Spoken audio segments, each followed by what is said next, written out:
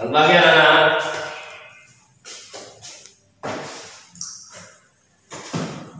Ketemu lagi dengan pagi ini saya buka. Assalamualaikum warahmatullahi wabarakatuh. Dan saya ucapkan sehat semua dan semoga bisa mengikuti pada kegiatan pagi hari ini dengan sungguh-sungguh. Sebelum kita mulai belajar pada pagi hari ini, alangkah baiknya kita berdoa sama-sama, berdoa menurut agama dan kepercayaan kita masing-masing. Berdoa, mulai.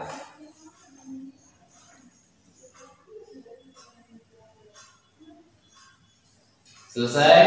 Ya, saya akan dulu siapa yang nggak hadir pada pagi hari ini. Oh, nihil ya.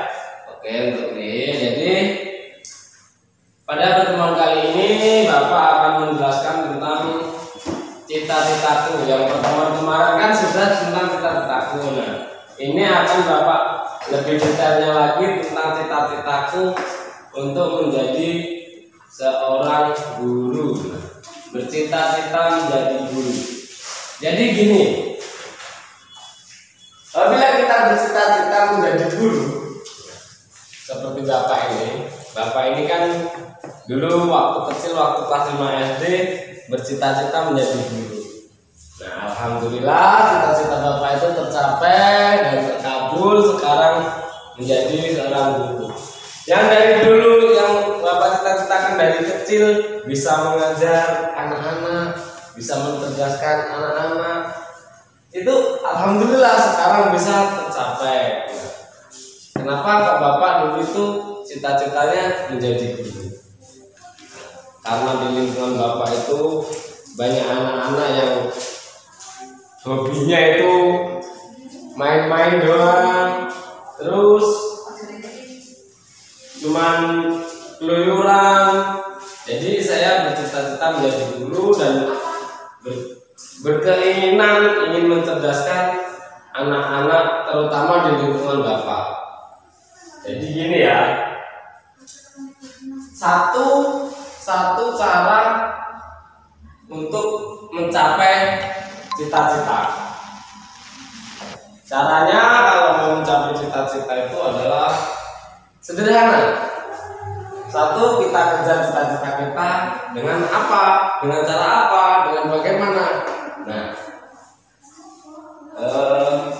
alat tulisnya mana ya? Ada nggak ini? Oh ya, ini.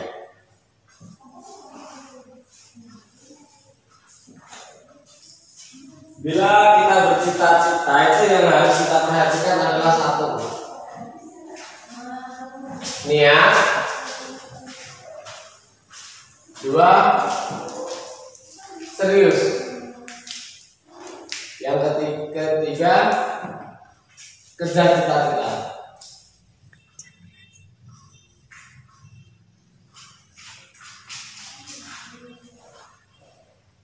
Yang ketiga ini yang harus kita perhatikan.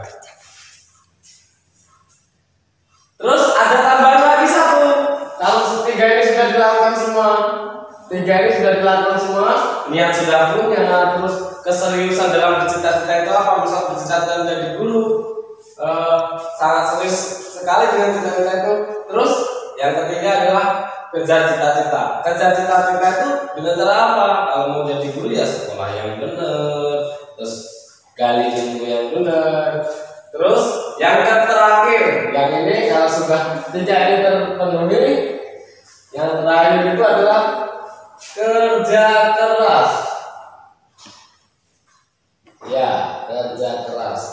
Jadi kalau cita-cita kita mau terpenuhi, kita wajib kerja keras. Kerja keras dengan cara apa? Kalau mau bercita-cita menjadi guru, nah otomatis kita ini dari bawah dulu kita. Dari bawah ini seperti anak-anak ini. Anak-anak ini kan masih SD. Jadi wajib nanti kalau sudah lulus SD, dapat nilai yang bagus, dapat ilmu yang banyak, terus lanjut lagi sekolah di SMP, sekolah menengah pertama. Nah, sekolah menengah pertama itu juga seperti itu. Kita ikuti kegiatan-kegiatan di SMP itu seperti apa kita ikuti, terus kita gali ilmu di SMP itu, di sekolahan itu kita gali, kita cari ilmunya. Pokoknya kita kerja keras lah untuk mencapai cita-cita itu. Nah, setelah lulus SMP itu harus lanjut ke SMA. Nah, sekolah menengah atas di situ fokusnya kamu menentukan cita-cita kamu. Yang dari awal kamu cita-citakan menjadi guru. Nah, dari situlah kamu gali, kamu cari ilmu kamu. Nah, kalau sudah lulus dari SMA itu, dari lulus SMA kamu bisa menentukan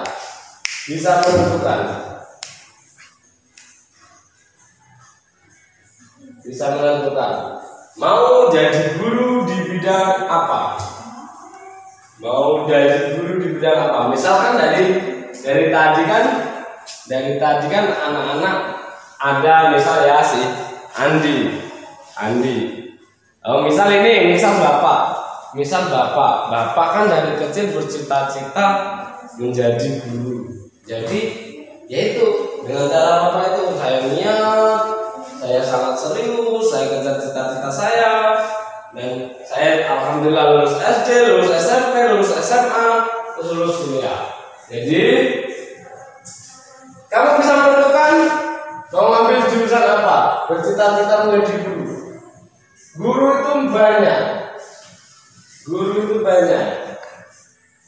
Guru SD, guru SMP,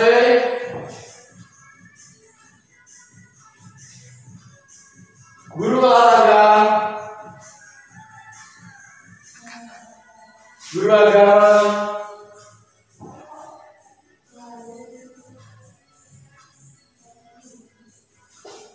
dan banyak lagi guru-guru yang lain bidangnya. Nah, kalian mau tertarik yang di bidang mana?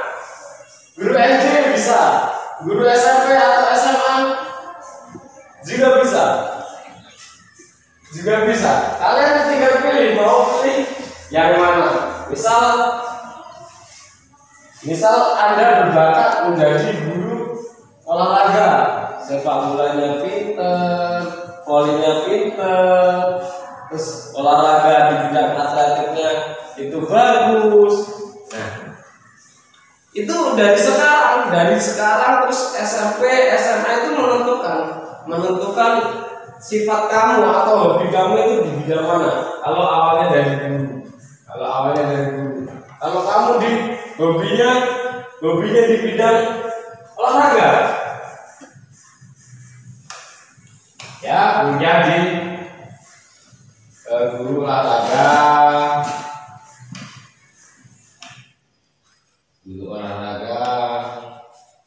di Unsri apa di mana gitu, yang di PGRI juga ada, ntar ada ngambil jurusan Penjaskes. Misal ingin menjadi guru SD ini kan mencakup semua mata pelajaran, tapi cuman di SD nggak bisa mengajar kelas lain, misal kelas SMP, SMA ataupun yang lain. Jadi cuman bisa mengajar SD, namanya PGSD. Kamu bisa ambil jurusan ini kalau seperti Bapak. Misal mau jadi kamu hebat di bidang agamanya, nah ambil jurusan agama. Kalau ada di sini tuh di daerah kita ini ada kampus STIP. Nanti kamu dapat gelar SPDI, Sarjana Pendidikan Agama Islam, terus nanti ada juga nanti kalau kamu mau jadi guru SMP atau SMA, nanti kamu dapat gelarnya SPD, Sarjana Pendidikan. Nah, nanti kalau kamu ambil sini di cuma guru SD, di PGSD nanti gelarnya SPD, SD. Kan gitu. Dari sekarang kamu harus tahu tahap-tahapnya. Jadi Jadi nanti kalau sudah SMA, kamu harus tahu, harus mantap, bisa memastikan kamu itu mau di bidang yang mana, kayak gitu.